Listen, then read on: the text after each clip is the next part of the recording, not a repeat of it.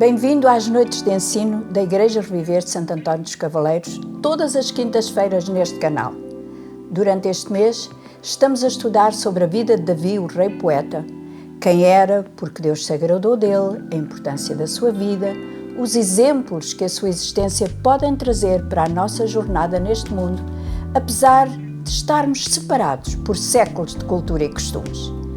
Vem daí comigo e entra nesta série fascinante sobre um homem perfeito, mas a quem Deus chamou de alguém que era segundo o seu coração.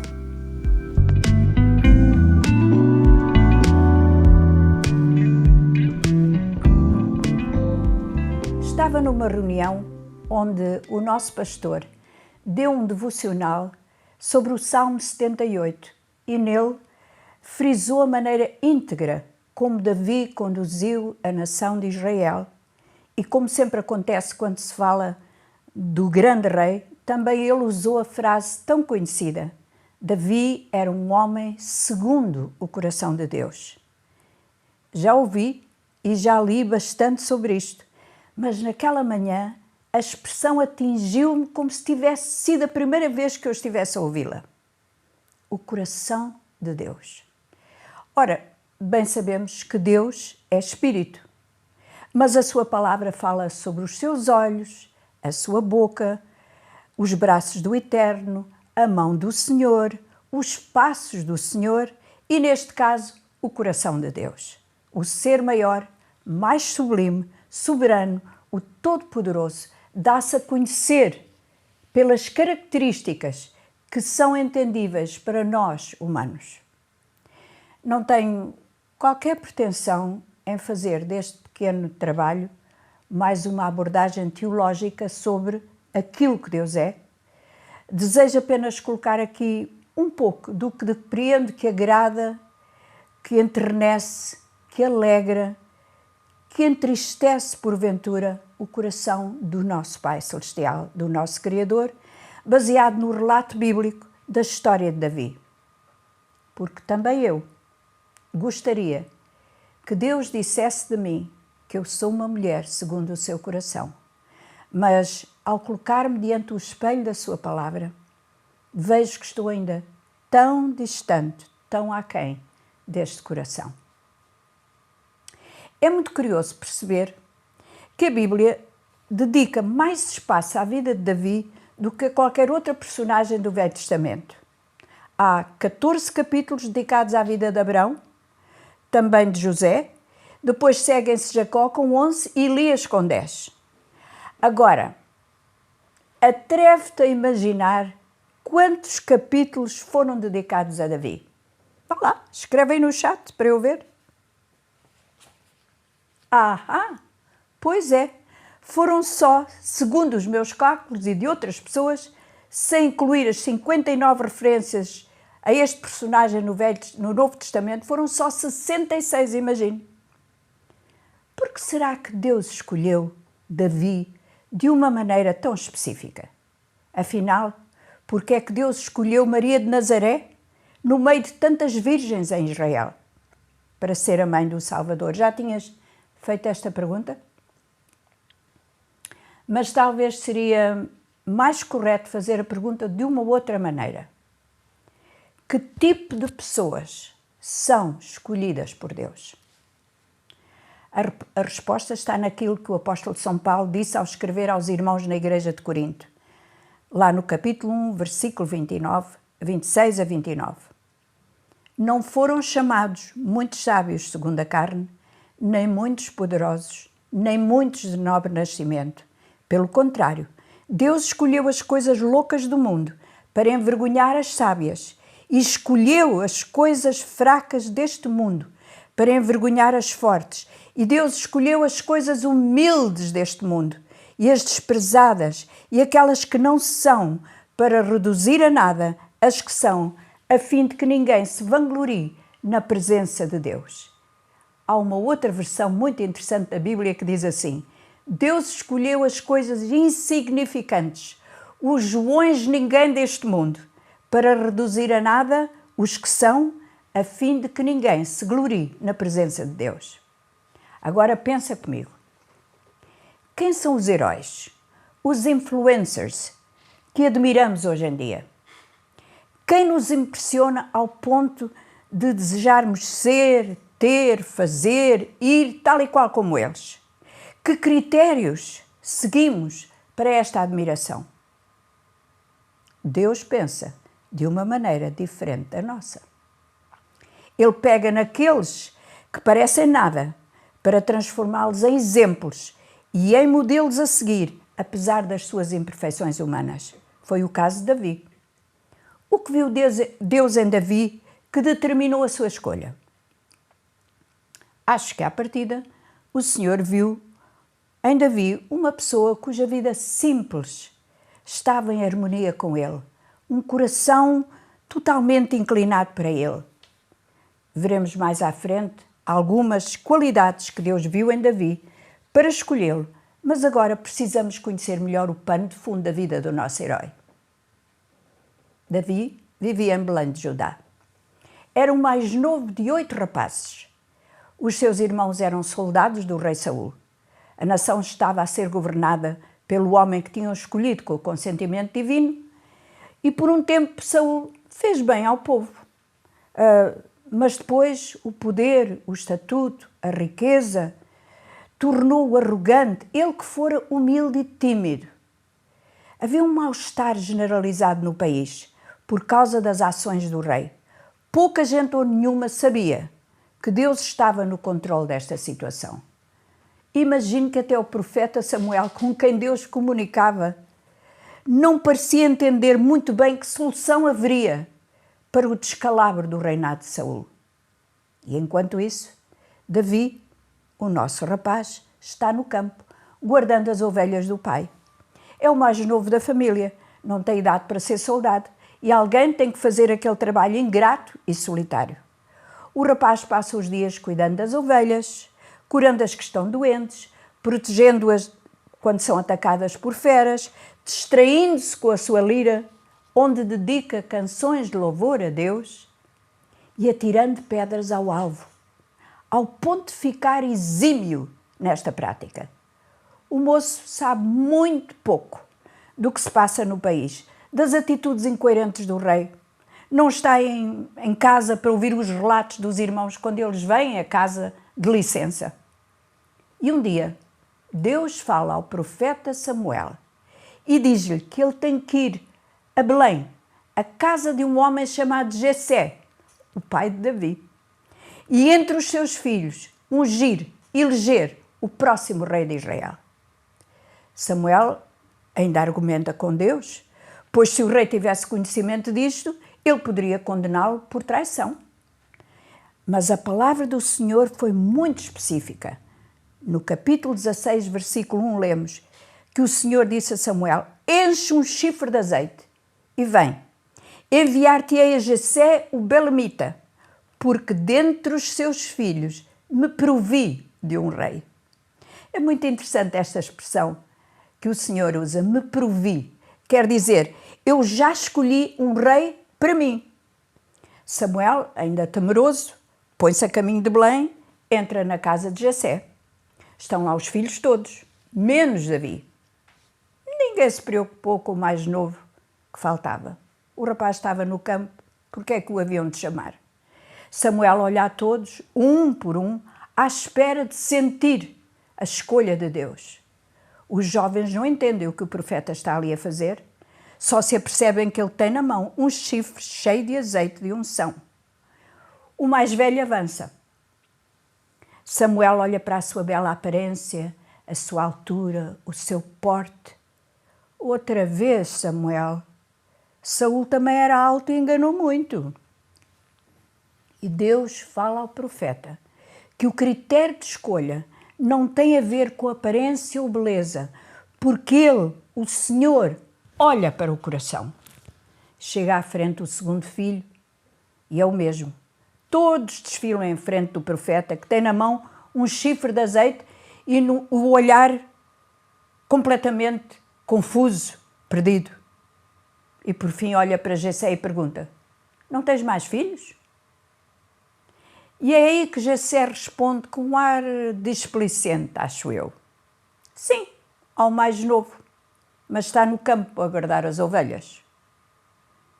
Enquanto mandam chamar o rapaz e ele não chega, Samuel senta-se em profunda meditação. Deus não podia ter-se enganado. Ele não estava enganado ao receber a indicação que era na casa de Jessé que Deus tinha o seu escolhido. Davi chega. É um adolescente. Bonito, é verdade. Traz no corpo o cheiro das ovelhas e nos olhos a pureza de quem está longe do mal. Não sabe o que se passa, mas vê o profeta levantar-se e chegar-se junto dele. Vamos ler as palavras do texto sagrado que descrevem este momento, no capítulo 16, versículo 12 e 13. E disse o Senhor: levanta-te, unge-o, pois este é ele. Tomou Samuel o chifre do azeite e o ungiu no meio dos seus irmãos. O profeta derrama sobre a cabeça de Davi o óleo da unção, que escorre sobre os seus cabelos ruivos e crespos e ensopam a túnica desbotada do sol do deserto. O silêncio na casa de Jessé é profundo. Davi levanta da testa uma madeixa de cabelo ensopado e sente que algo único o encheu. É uma força, uma alegria, uma energia. Mas tudo isso faz correr logo a seguir de volta para as ovelhas, para o campo, para o seu trabalho. Ele não sabe quando será rei, como será rei, o que será necessário até sentar-se no trono de Israel, mas sabe, sem sombra de dúvida, que tem um trabalho a cumprir, agora que tem um compromisso com o seu pai. Essa foi uma das razões porque Deus o considerou digno de ser segundo o seu coração. Ele manteve-se fiel e humilde. A vida continuou para o jovem pastor. A solidão, o isolamento, o trabalho duro eram os mesmos. Nada mudou na sua vida, a não ser que parece que ele de vez em quando ainda sentiu o cheiro daquele óleo na roupa e o gosto viscoso do líquido na sua língua. Ele sabe que aquela unção quer dizer algo muito importante, mas para que preocupar-se com o que não entende?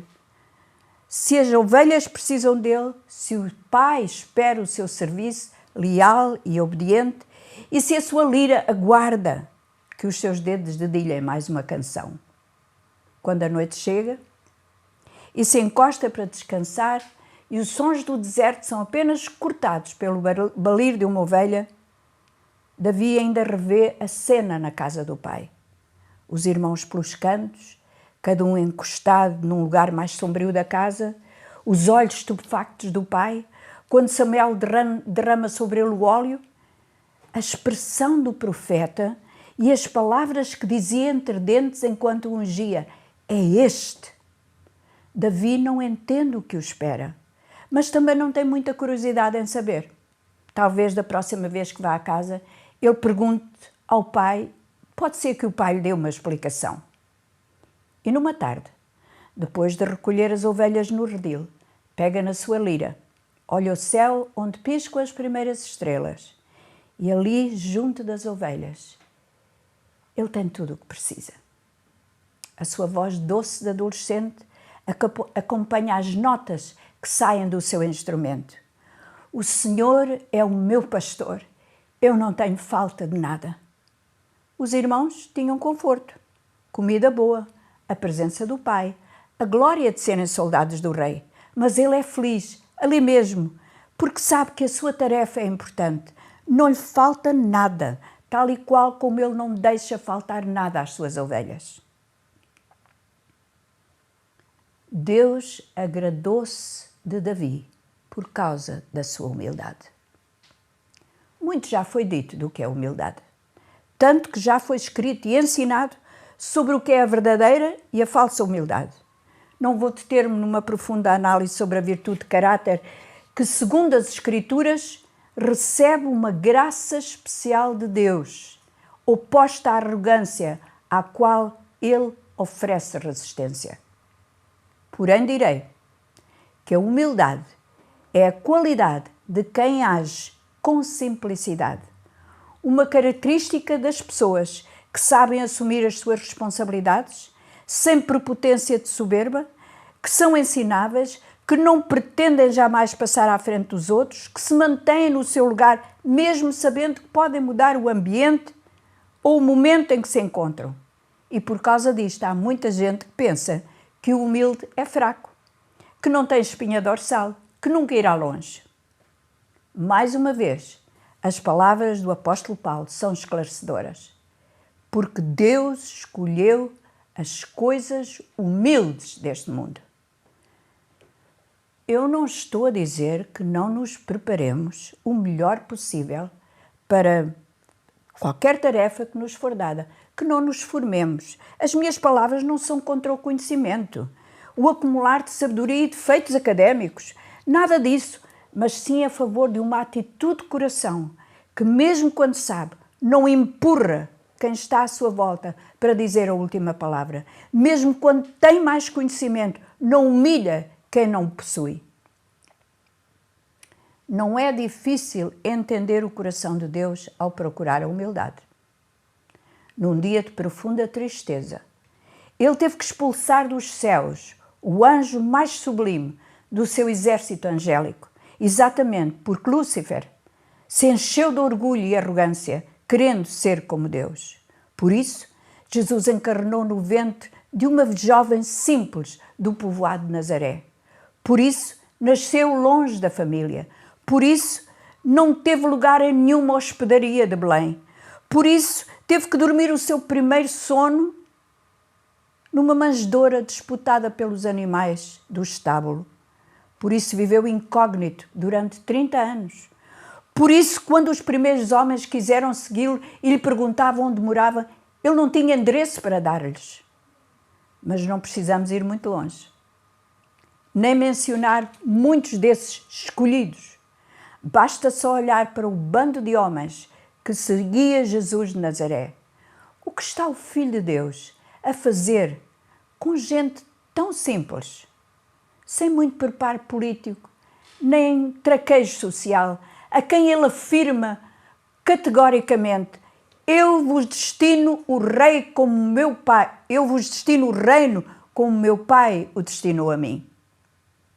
Ensina-os diariamente não a manejar uma espada para derrubar os romanos, nem a proferir discursos convincentes como a classe religiosa fazia, mas a serem como ele, mansos e humildes de coração. Tantas vezes que eles acharam que era sua responsabilidade defender o Mestre, protegê-lo, e mais uma vez, ele instilou nas suas mentes uma nova mentalidade de gentileza, de humildade e de misericórdia. O Cristo de Deus escolheu aqueles homens porque eles tinham muito pouco para dar em termos humanos, mas eram o terreno perfeito, o terreno fértil que ele precisava para estabelecer o seu reino na terra. Não sei se tens no teu coração o desejo, o chamado, o sonho para fazer alguma coisa importante. Não sabes como nem quando. Só tens que estar preparado e humilde, fiel ao que tens em mãos neste momento a fazer. O momento de Deus vai chegar. O Senhor vê o que faz em fidelidade, sinceridade e humildade, e num momento que menos espera, Ele abrirá um caminho à tua frente que nunca pensaste que iria acontecer. Nunca confundas humildade com fraqueza nem timidez. De facto, todos os homens e mulheres apontados na palavra de Deus com esta característica de humildade foram pessoas de grande força e poder, incluindo o Senhor Jesus. Ele próprio disse dele: eu sou manso e humilde de coração. Eu gostava de fazer-vos um desafio. Eu estou incluída no desafio. Nesta semana, vamos monitorizar as nossas atitudes, o nosso comportamento e até os nossos pensamentos. O que será que eles mostram? Arrogância ou humildade? Desejo de passar à frente dos outros ou um esperar silencioso em Deus para ver o que Ele pode e irá fazer através de nós. Olhemos para o nosso interior. Será que somos gente que agrada o coração de Deus? Senhor, eu olho para o meu coração e não posso entender, jamais, onde eu poderia buscar a ideia de que posso mais do que os outros, que sei mais que a maioria, quando tudo o que tenho vem de Ti. Guarda-me pequenina, porque dos tais é o reino dos céus.